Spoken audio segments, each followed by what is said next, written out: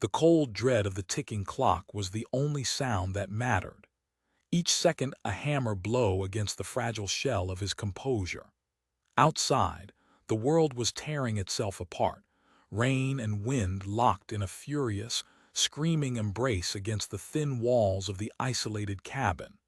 But the tempest in the heavens was a pale imitation, a mere whisper of the hurricane of regret and indecision that raged within him.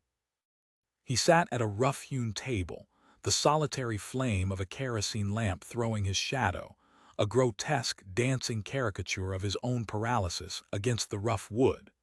Before him, on the scarred surface of the table, lay a single worn silver coin. It was old, its features rubbed smooth by the anxious thumbs of men long dead. To a stranger it was a worthless piece of metal. To him, it was the final, damning evidence of a life squandered. A life of quiet compromises, of dreams deferred and then abandoned, of a will that had bent to the world's relentless pressure until, finally, it had snapped. He had fled to this forgotten edge of the world, this sanctuary of silence and solitude, hoping to escape the wreckage of his past. But he was learning a brutal, inescapable truth. You can run from everything but yourself. The man who had sought refuge in this cabin was a ghost, a hollow echo of the man he had once, in a life that felt like it belonged to someone else, dared to imagine he could be. He was a man who had allowed the storms of life to not just batter him, but to break him, leaving him shipwrecked on the desolate shores of his own making. The coin was a final, desperate pact with cowardice, a wager with a fate he no longer had the strength to confront. One side was the past, a familiar, comfortable misery. The other, a future shrouded in a fog of fear and uncertainty, a path that demanded a strength he felt had been bled out of him drop by painful drop. He had made a promise to himself, a final act of surrender. When the storm finally broke, when the first defiant rays of dawn clawed their way through the bruised and battered sky, he would flip it. He would let the blind, indifferent spin of a coin decide the course of the rest of his life. But as the wind howled its mournful song and the cabin groaned like a dying beast, a new thought, a dangerous, seditious thought, began to take root in the desolate landscape of his mind. What if the answer wasn't in the coin?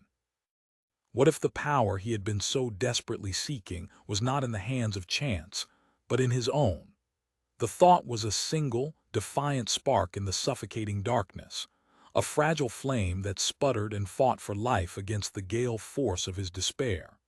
He stared down at his hands, not the hands of a king or a conqueror, but the hands of a man who had spent a lifetime meticulously constructing the cage of his own mediocrity.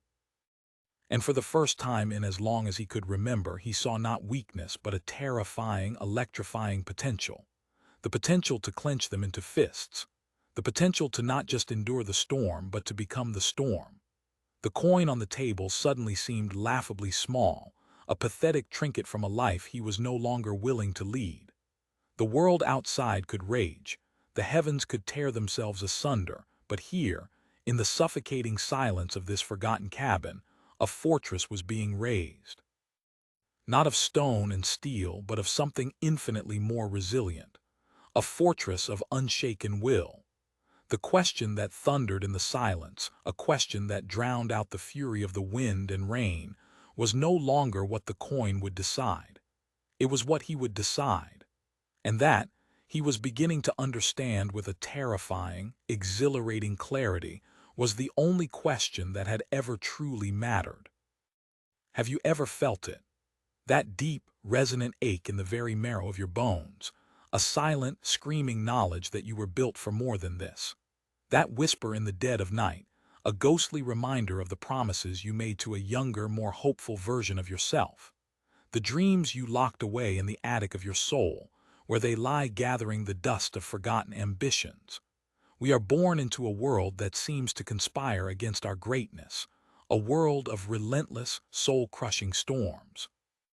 Storms of societal expectation, storms of personal failure, storms of our own crippling self-doubt. We are taught from birth to seek shelter, to find a safe harbor and wait for the tempest to pass. But what if I told you that true strength, the kind of strength that leaves the world in awe, is not found in avoiding the storm, but in becoming the one place the storm cannot touch? What if I told you that locked within the code of your own being lies the blueprint for a fortress, a citadel of the mind so powerful, so indomitable, that the most ferocious hurricanes life can conjure would break against its walls like harmless waves on a granite cliff? This is not about empty platitudes or the hollow mantra of positive thinking. This is about forging a will of tempered steel, a resolve so absolute, so unwavering, that it becomes the unshakable foundation upon which you will build an empire of a life. This is about becoming the master of your own internal weather, so that no matter how fiercely the winds of fortune howl, no matter how violently the seas of circumstance rage, you remain standing, unbowed, unbroken, and in sovereign control of your own destiny. The path we are about to walk together is not for the timid. It is not for the faint of heart. It will demand that you confront the shadows you have spent a lifetime running from. It will require you to go to war with the beliefs that have held you in chains. But I give you my word, if you find the courage to take this journey, you will emerge from the crucible not as someone who merely survived the storm, but as someone who learned to command it. You will build a fortress of unshaken will, and from the formidable ramparts of that fortress, you will watch as the world at long last begins to bend to your command. So take a deep, steadying breath. The storm is upon you, and it is time to stop running. It is time to build. The first and most crucial stone in the foundation of your fortress is the absolute, uncompromising, and relentless acceptance of total responsibility. Not the kind of responsibility that feels like a burden, a heavy, suffocating cloak of blame that you wear with a stooped back and a downcast gaze. I am talking about the kind of responsibility that is a declaration of war against mediocrity, a violent seizing of the reins of your own existence with a grip so fierce it bleeds the color from your knuckles. The man in our story, the man in the cabin with the coin, had spent the entirety of his life outsourcing his own power. He blamed his upbringing, his failed ventures, his bad luck. The coin was the ultimate, pathetic abdication of his own agency, a final, desperate prayer to a universe he believed had forsaken him, begging it to make a choice for him because he was too terrified to make one for himself. This is the quiet, desperate state in which the vast majority of humanity exists, in a simmering, impotent resentment of a life they feel has been unfairly thrust upon them. They are the eternal passengers in the vehicle of their own lives, bitching about the driver, the traffic, the weather, the destination, all the while oblivious to the earth-shattering fact that they have the power to grab the steering wheel at any given moment. To begin the construction of an unshaken will, you must first tattoo this truth onto the very fabric of your soul. You are the sole architect of your own experience. Every thought you choose to entertain, every action you take or fail to take, every word that escapes your lips is a brick, for good or for ill, in the grand structure of your reality. The world will, without question, throw storms at you. That is a non-negotiable contract of existence. It will be unfair. It will be cruel. It will be profoundly, breathtakingly indifferent to your hopes, your dreams, and your tender sensibilities. But the one thing the world can never, ever take from you, not without your explicit, signed-in-blood consent, is your power to choose your response. Imagine a child given a set of building blocks. He can either whine and complain about the blocks he was given, their color, their shape, their size, or he can shut his mouth and start building something. The blocks are the unchangeable circumstances of your life. The act of building, that is your response. The fortress of your will is not built from the perfect, idealized materials of a life without struggle. It is built from the mud, the blood, and the shit of the materials you have, right here in this very moment. This radical acceptance of responsibility is not a one-time decision you make in a fleeting moment of inspiration. It is a daily, hourly, moment-by-moment declaration of your own sovereignty. It is a relentless, ongoing commitment to viewing yourself not as a hapless victim of your life, but as the creator of it.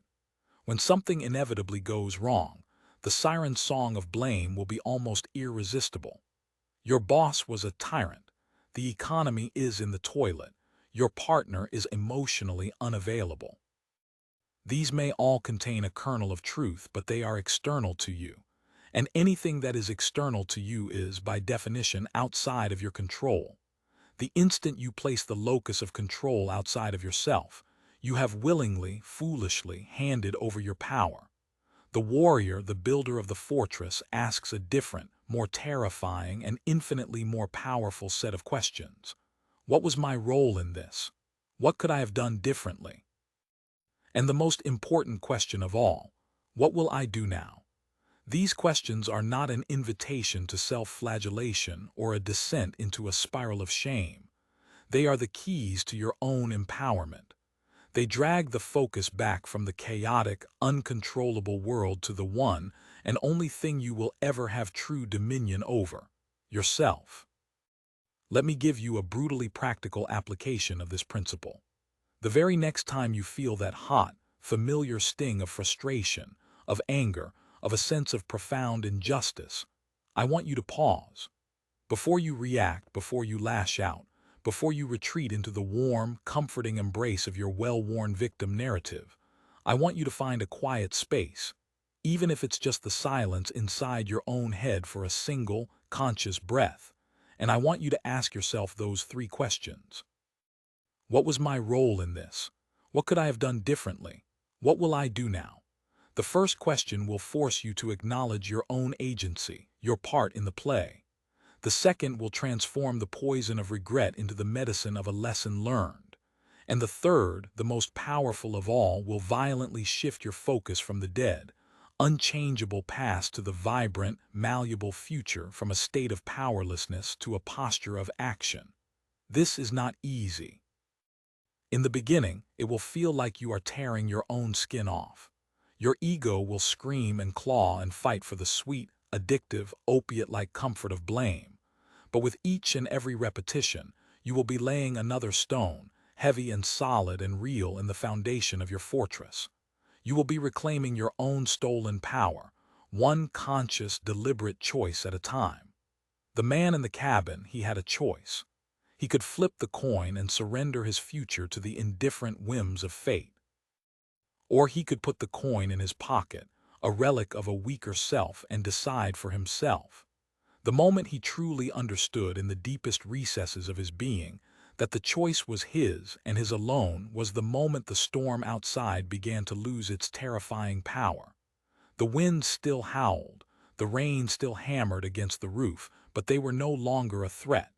They were just weather, and inside his nascent fortress he was safe. Not because the storm had passed, but because he had finally, after a lifetime of running, realized that he was the one in control. The second layer of your fortress, the mortar that binds the stones of responsibility into an unbreakable wall, is the cultivation of a will that is not merely strong, but is also profoundly flexible. A will of iron is often imagined as something rigid, unbending, a brittle thing that meets force with unyielding and ultimately self-destructive force. But true strength, the kind of strength that can withstand the relentless, grinding erosion of life's storms, is not brittle. It is supple. It is adaptable.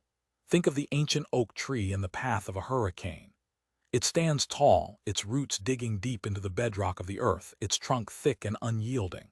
But its branches, they dance with the wind. They bend, they sway, they yield to the overwhelming force of the storm, not in weakness but in wisdom, and so they do not break. A tree that was completely rigid, that met the fury of the wind with nothing but inflexible resistance, would be snapped in two by the first truly powerful gust. This is the nature of an unshaken will. It is rooted in a set of unwavering, non-negotiable principles, but it is infinitely adaptable in its application. The man in the cabin, let's call him Elias, had lived a life of suffocating rigidity. He had a fixed, unchangeable picture in his mind of what success looked like, of what his life was supposed to be. And when the messy, unpredictable reality of his existence failed to conform to his rigid, idealized expectations, he shattered. He saw himself as a failure, not because he was inherently weak, but because he was profoundly inflexible. He was the tree that refused to bend, and so the storm of his own unmet expectations, a storm far more powerful than any in the natural world, tore him apart. The fortress of your will must be built upon a deep and unshakable foundation of core values, of non-negotiable principles that define the very essence of who you are and what you stand for. These are your roots. They are the things that you will not, under any circumstances, compromise on, no matter what the world throws at you, no matter what temptations it dangles before you.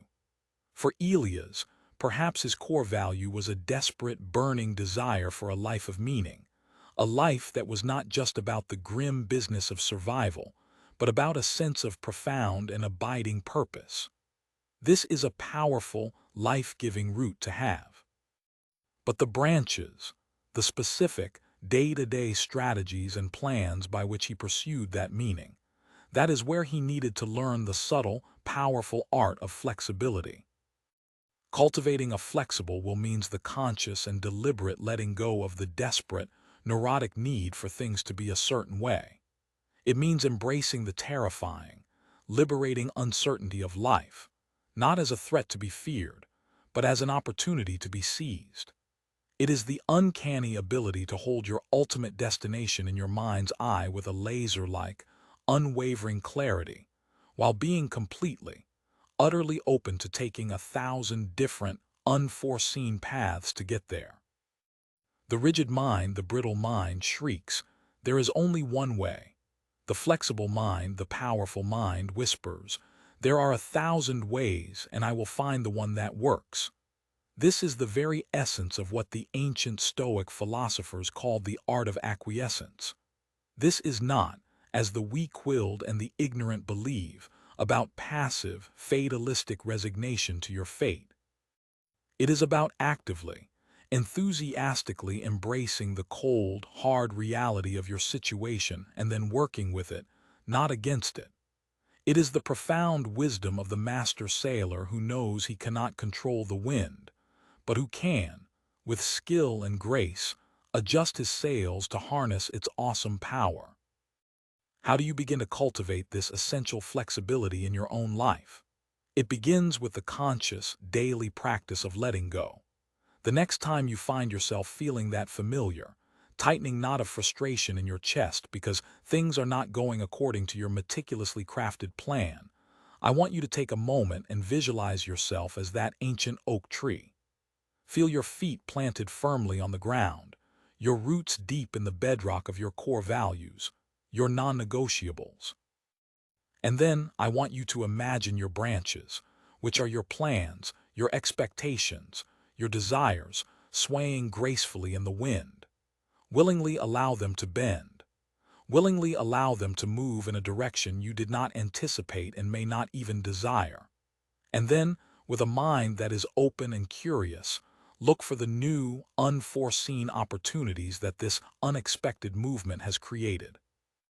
Perhaps the brutal, unwanted detour on your journey will lead you to a destination more beautiful and more rewarding than your original, limited vision.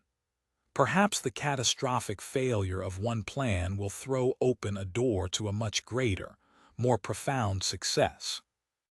Elias, in the suffocating solitude of his cabin, was trapped by the prison of his own rigid definition of a successful life. He had a picture in his mind, a snapshot of a life he thought he wanted, and because his current reality did not match that picture, he saw only the stark, desolate landscape of his own failure.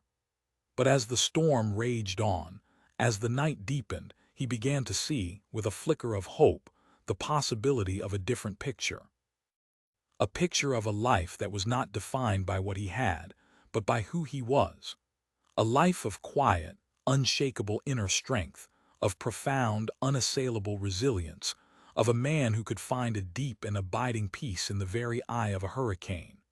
This was a different kind of success, a different, more potent kind of strength, and it was only available to him in the moment he was willing to let go, to surrender his old, brittle, and ultimately self-destructive ideas. The fortress of his will was growing stronger, not because he was building thicker, more imposing walls, but because he was learning to build walls that could breathe, that could move, that could adapt to the ever-changing, unpredictable landscape of his life. He was learning to be the oak tree, his roots deep in his desire for a life of meaning, but his branches flexible, dancing with the winds of change. And in that newfound flexibility, he discovered a power that was far greater, far more enduring, than any rigid, unbending strength he had ever known. The storm was still there, but he was no longer fighting it. He was dancing with it. The third, and perhaps the most profoundly transformative element in the construction of your fortress, is the absolute and total mastery of your own internal dialogue.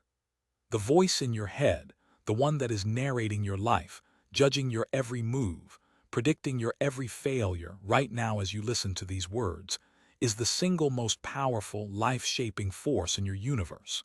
It can be your greatest, most loyal ally, or your most cruel, relentless, and formidable enemy. It can build you up to heights of greatness you cannot even yet imagine, or it can tear you down into the darkest, most desolate abyss of despair. The storms of the external world, for all their sound and fury, are nothing more than a summer breeze compared to the cataclysmic hurricanes that can be unleashed by an untamed, undisciplined mind. The man in the cabin, Elias, was not just battling the wind and the rain and the cold. He was battling the insidious, poisonous voice in his own head, a voice that was whispering, and then screaming that he was a failure, that he was weak, that he was utterly and irrevocably alone. This voice, this internal narrator of his own private hell, was the true and ultimate source of all his suffering. The storm outside was merely a projection, a physical manifestation of the far more violent and destructive storm that raged within. To build an unshaken will, you must become the ruthless, vigilant gatekeeper of your own mind.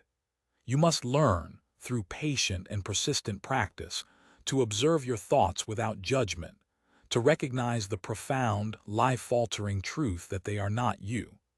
They are simply impersonal, transient mental events that are passing through the vast, open space of your awareness. And then, once you have created that space, you must consciously, deliberately, and with unwavering resolve, choose which thoughts you will engage with, and which you will allow to pass by like harmless clouds in an infinite blue sky. This is the essence of what is often called mindfulness, a practice that has been taught by Stoic philosophers in ancient Greece and by Zen masters in the mountains of Japan for thousands of years. It is the ability to create a sacred, powerful space between the stimulus of a thought and your response to it. And in that space, in that pregnant pause, lies your freedom. In that space lies all your power. Think of your mind as a garden. For most of your life, you have allowed weeds to grow unchecked. Weeds of self-doubt, of fear, of resentment, of negativity. These weeds have slowly, insidiously choked out the beautiful, vibrant flowers of your true potential, leaving you with a barren, desolate, and inhospitable internal landscape.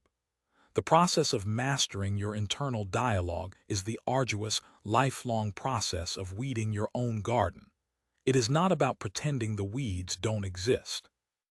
It is about patiently, persistently, and without self-recrimination pulling them out, one by one, root and stem, and consciously, deliberately replacing them with the seeds of thoughts that will empower you, that will nourish you, that will help you to grow into the person you were always destined to be.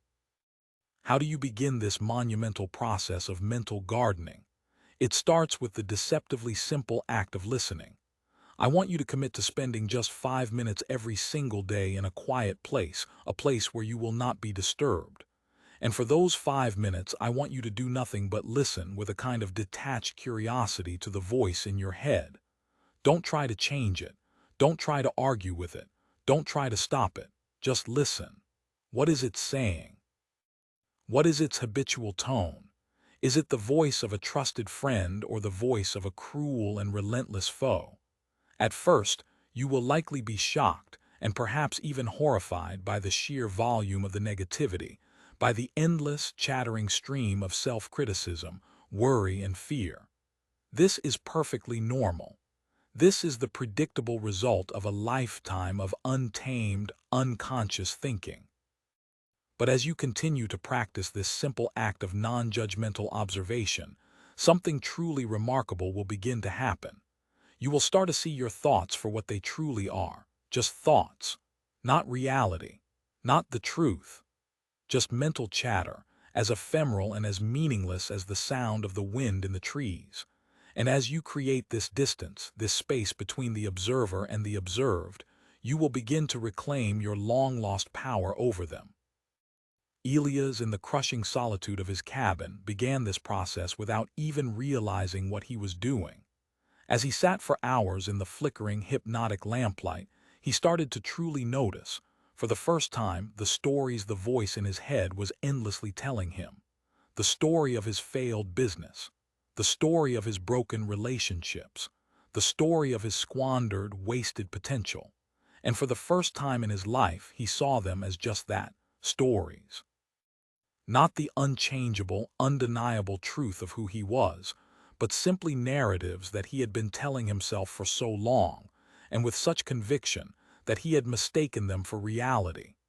And as he began to gently, tentatively question these stories, he began, just as gently and just as tentatively, to write a new one. A story of a man who was not defined by the failures of his past, but by the choices of his present. A story of a man who was not a helpless victim of the storm, but the eye of the storm. A place of profound, unshakable calm, of deep, resonant stillness, of an unassailable, sovereign peace. This is the awesome, God-like power that you have within you in this very moment. The power to change the story. The power to choose your thoughts.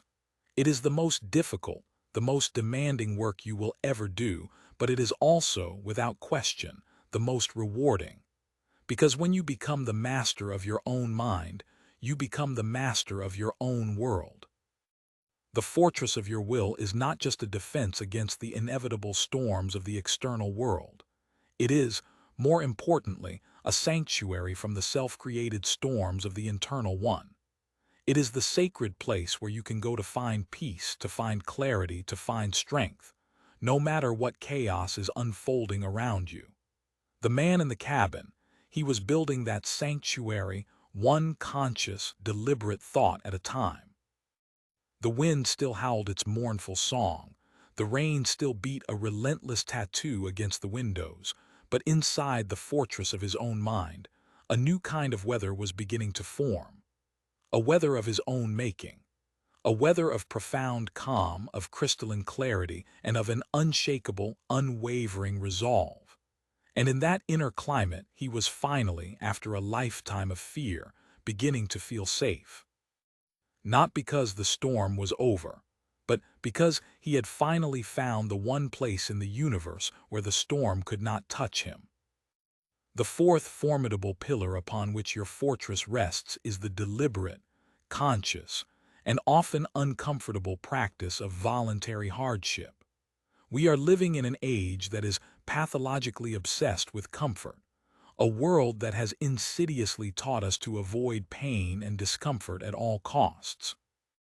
We have become a society of soft hands, fragile minds, and brittle spirits, so thoroughly accustomed to the effortless ease of modern life that the slightest, most trivial inconvenience can send us into a tailspin of frustration and despair.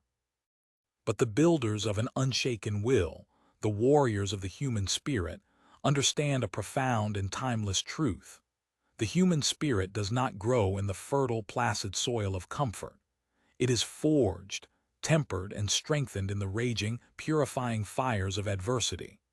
Just as a muscle must be torn and broken down to grow stronger, so too must our will be tested, challenged, and pushed to its limits if it is to be fortified. Voluntary hardship is the act of intentionally, willingly exposing yourself to discomfort, of deliberately stepping outside of your ever-shrinking comfort zone not because you have to, but because you choose to. It is the act of training for the inevitable storms of life when the sun is shining and the skies are clear. Eliciting this powerful principle into your daily life does not mean you have to sell all your possessions and go live in a cave in the wilderness. It can be as simple and as profound as taking a cold shower in the morning when every fiber of your being is screaming for the comfort of warm water. It can be fasting for a day or choosing to take the stairs instead of the elevator. The specific act itself is far less important than the intention behind it.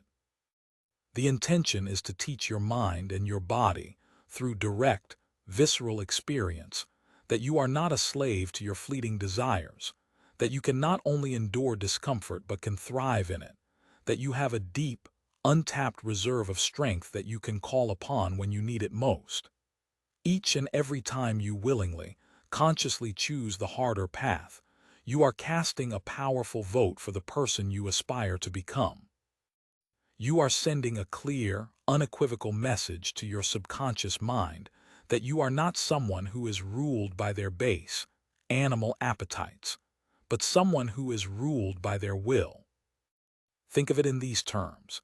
If you were training for a grueling marathon, you would not spend all your time sitting on the couch, comfortable and relaxed. You would run. You would push your body to its absolute limits and beyond. You would experience the searing pain of tired muscles and burning lungs.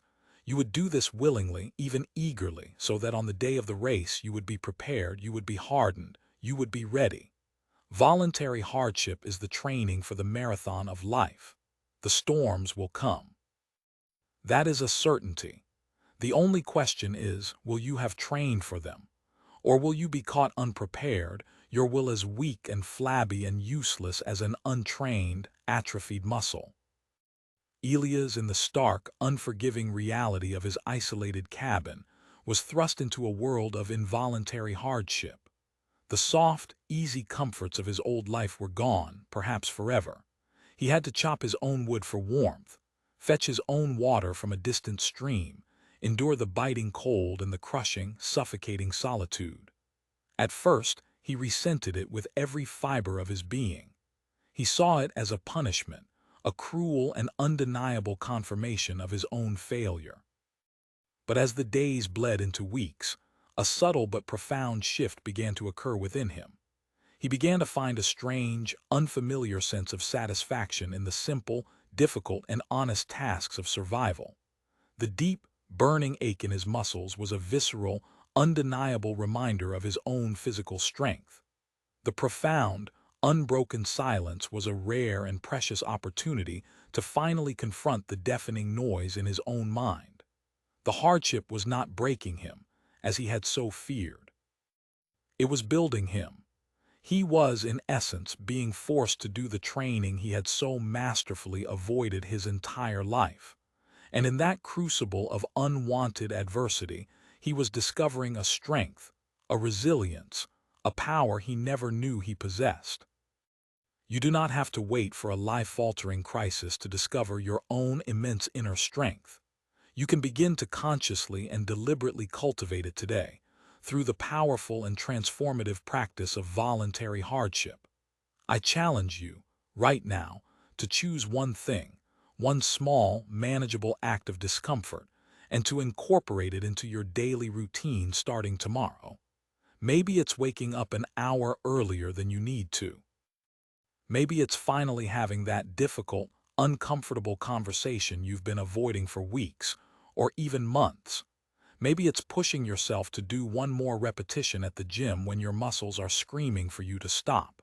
Whatever it is, do it with the conscious, unwavering intention of strengthening your will.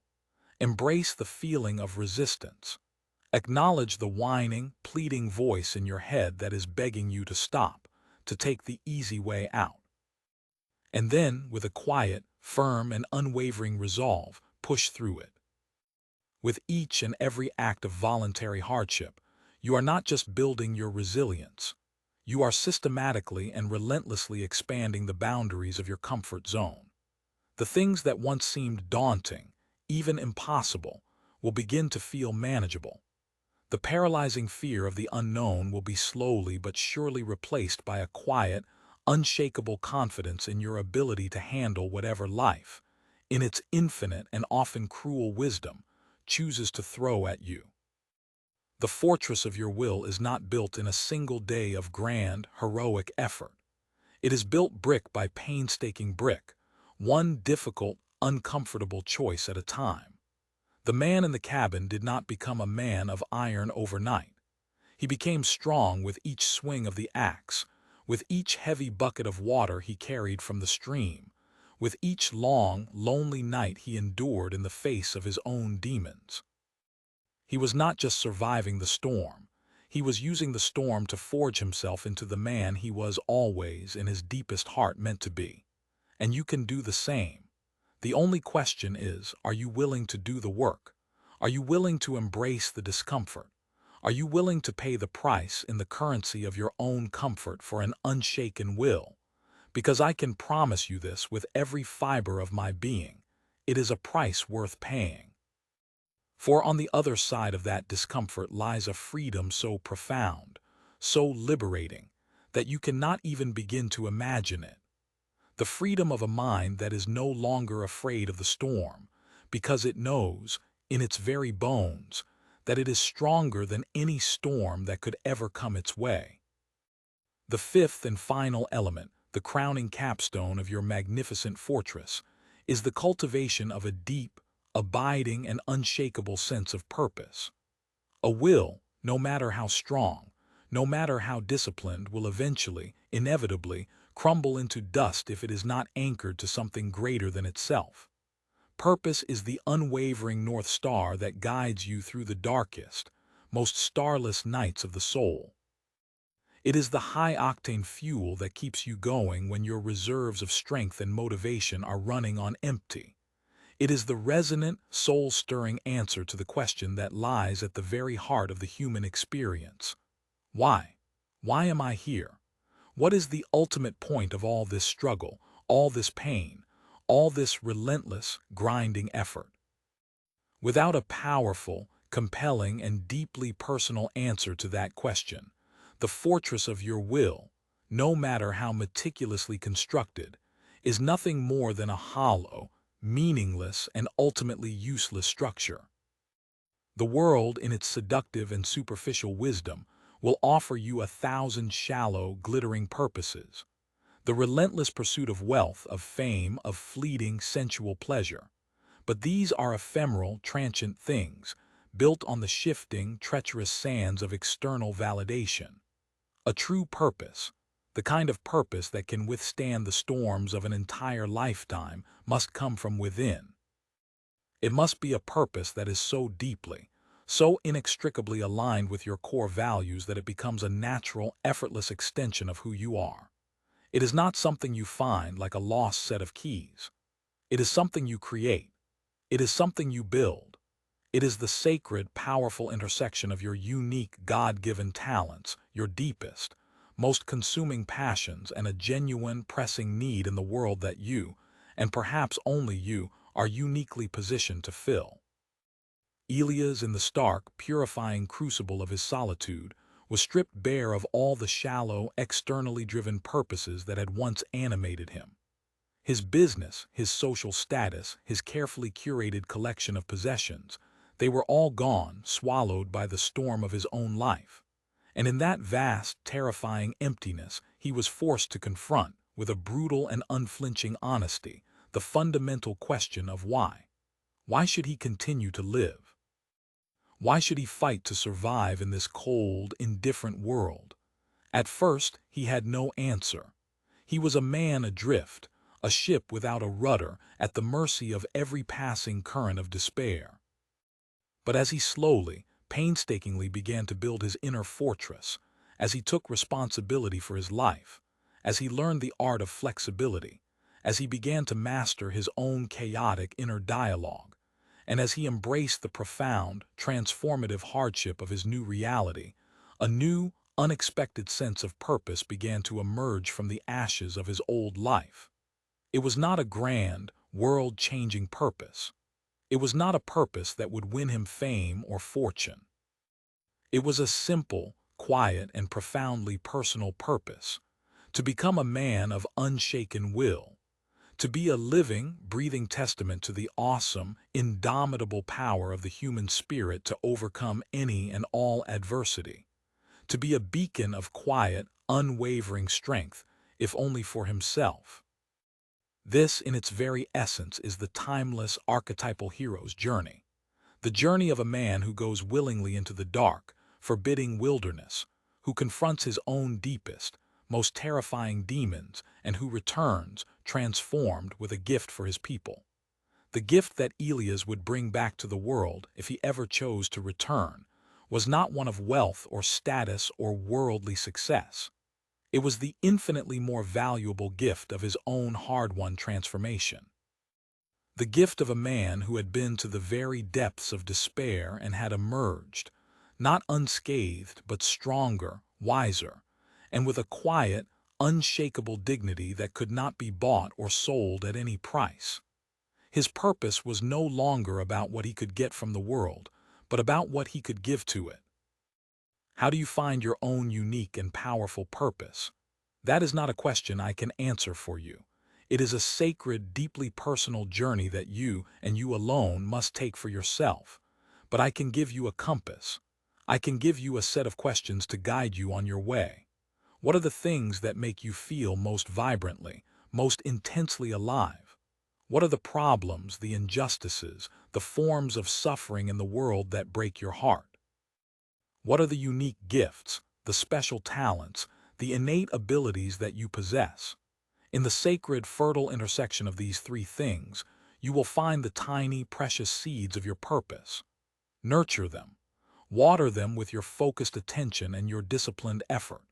And then watch, with a sense of awe and wonder, as they grow into a mighty, life-giving tree that will provide you with shade, shelter, and nourishment for the rest of your days. The fortress of your will is not a prison that cuts you off from the messy, beautiful, and often painful reality of the world. It is a launching pad from which you can engage with the world on your own terms, with strength, with clarity, and with purpose. It is the solid, unshakable ground from which you can reach for the stars. When you are rooted in a deep and abiding sense of purpose, the storms of life will still come. They will still rage. They will still test you to the very limits of your endurance. But they will no longer be a threat. They will be an opportunity to test your strength, to deepen your resolve, and to live out your purpose with even greater clarity, conviction, and power.